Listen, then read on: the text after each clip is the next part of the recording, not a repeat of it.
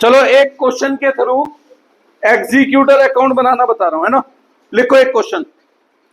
A, B and C are partners in a firm sharing profit and loss in a ratio 3:2:1. 3:2:1. Full stop. On 31 July 2020 B died.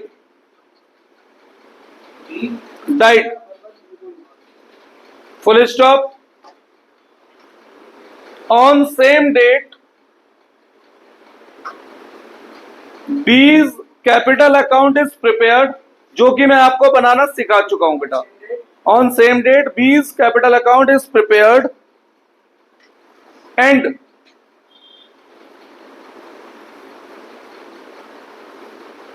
it is found that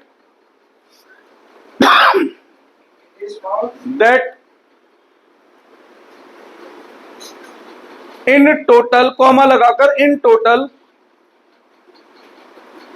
₹84,000 is payable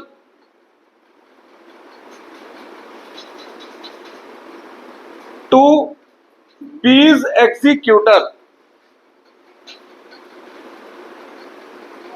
Full stop. On same date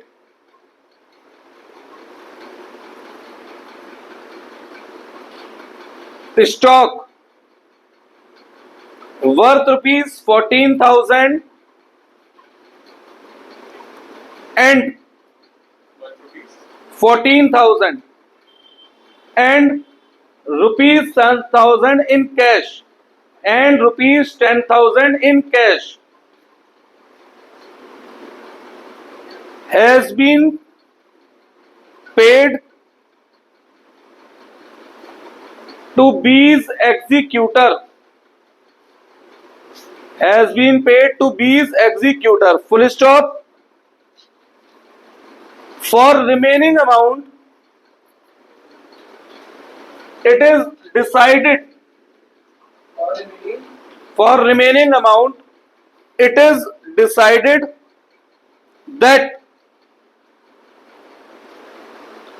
3 equal annual installment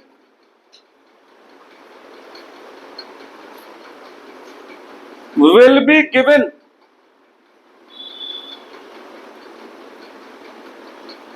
to B's executor along with interest at the rate 12% per annum. Full stop. Prepare B's executor account. भाई मैं आपको 5 minute में करके दिखाऊंगा ये question, पहले आप लोग ट्राई करो। मैंने लास्ट क्लास में समझाया था प्रिपेयर बीज एग्जीक्यूटर अकाउंट। जिन पे नहीं होगा कोई बात नहीं, मैं इसे एक तरीके से दोबारा से समझा रहा हूं, दोबारा से कैसे करना है। ठीक है बेटा, करो ये पहले आप 5 मिनट आप ट्राई करो।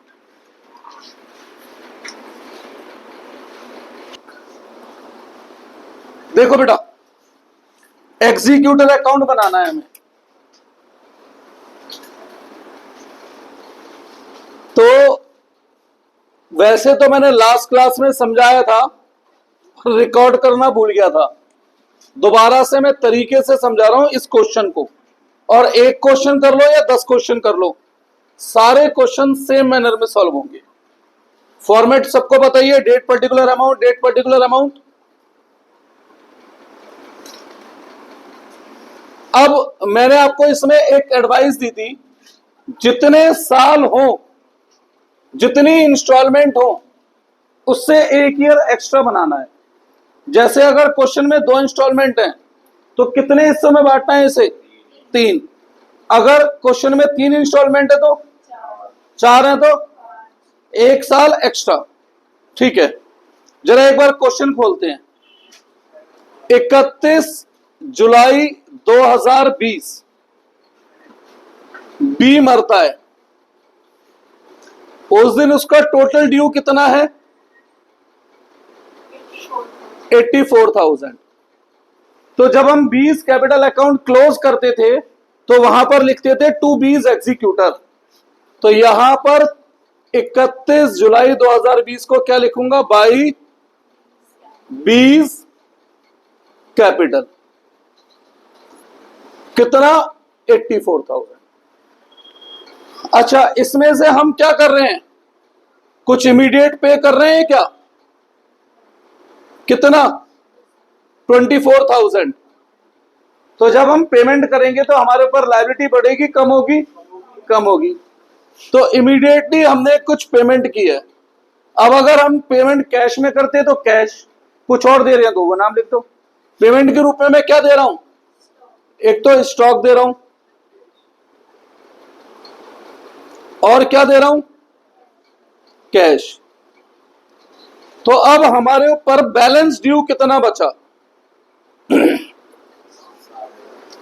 60,000। कितने हिस्सों में देना है ये 60,000? 3। 20 प्लस इंटरेस्ट। बेटा 5 मिनट बस। अच्छा, आप ही का फोन आया था क्या? आप बैठ ही जाओ, क्या क्यों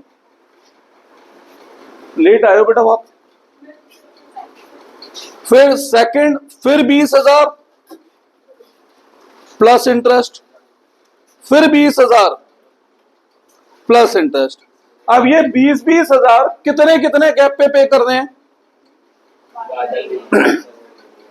एक एक साल के। 31 जुलाई 2020 से एक साल कब खत्म होगा? तो 31/7/22, 31/7/23। तो हमें टोटल 3 इंस्टॉलमेंट देनी है। तो इस अकाउंट को मैं बांटूंगा 4 हिस्सों में। कितने? 4। पहला साल, दूसरा साल,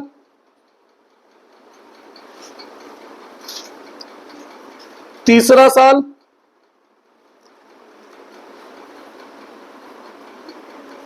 और चौथा साल। सही है। अब ईयर चलेंगे कैसे बेटा हमारे? 31/7 से साल शुरू, ये पीरियड शुरू है, पर एंड कब होगा? हमेशा 31 मार्च को। अगला पीरियड कब शुरू होगा? 1 अप्रैल से। खत्म कब होगा? 31 मार्च 22।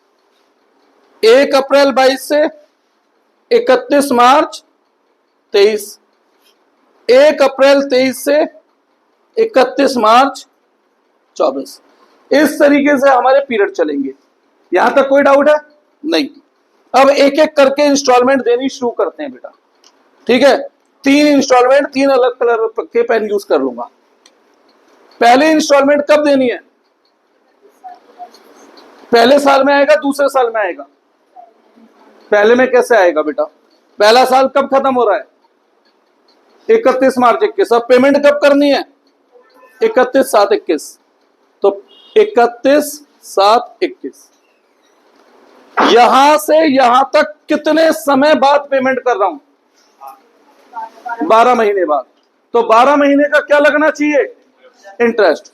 पर ध्यान से सोचो, ये 12 महीने 2 पीरियड्स में डिवाइडेड है।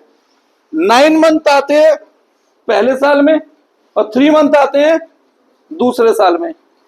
तो 9 मंथ का इंटरेस्ट टिल 31 मार्च तक का इंटरेस्ट लगेगा पहले साल, और 3 महीने का इंटरेस्ट लगेगा दूसरे साल। मेरे ऊपर अभी टोटल उधार कितना है? 60,000। तो 60,000 का 12% 9 मंथ के लिए निकाला किसी ने? 8 मंथ है, 8 मंथ के लिए निकाला किसी ने?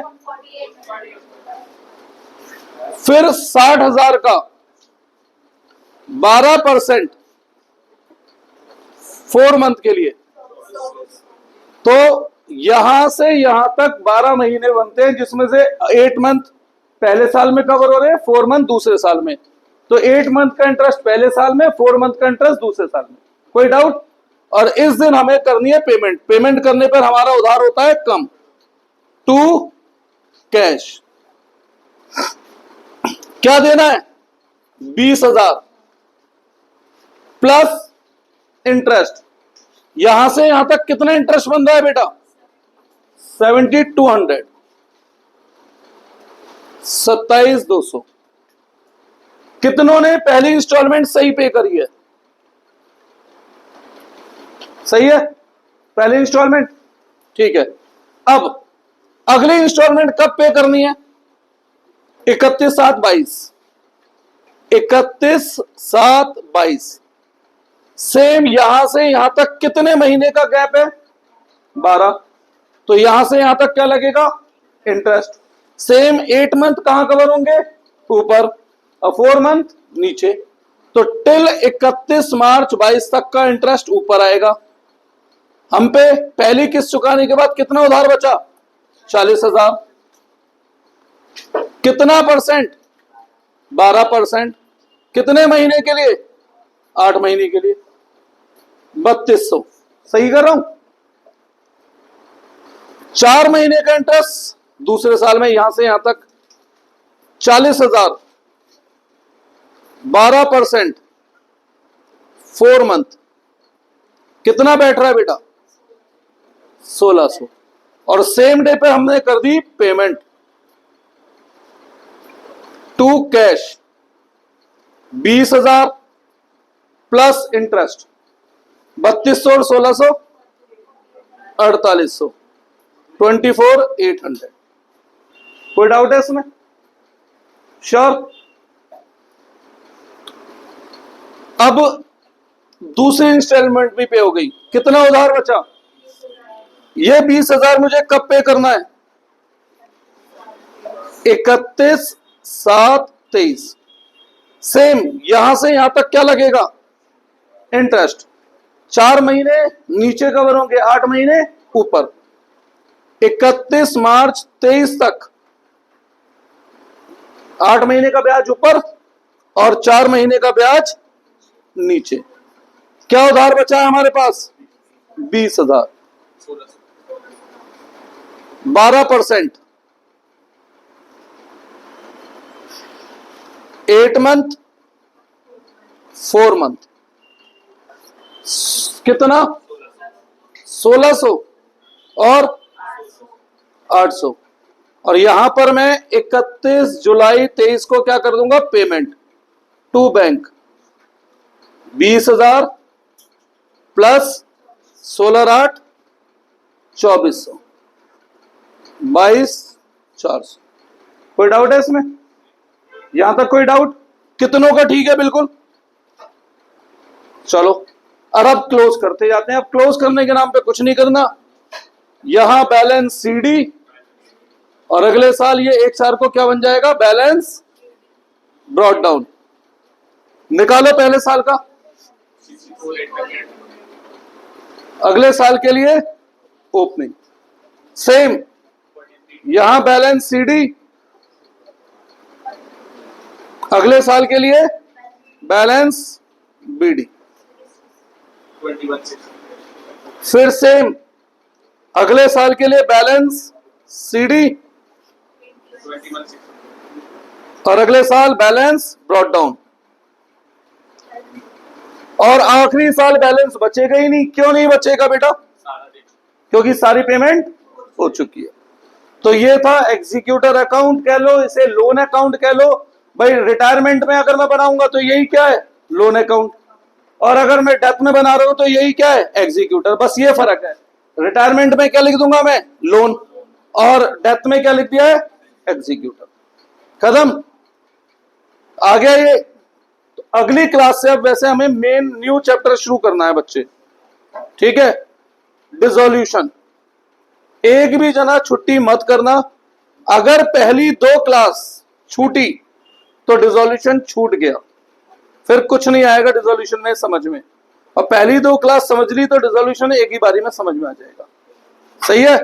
तो बिल्कुल भी कोई भी छुट्टी मत करना, अब यूटी हो या कुछ भी हो बेटा। और मैं आज ग्रुप पे भी घेर दूंगा, जिनका छूटेगा उनकी जिम्मेवारी मैं नहीं लूंगा फिर। तो बिल्कुल याद रखे बेटा, अगली क्लास से नया चैप्टर है तो समझ में भी सब कुछ आएगा।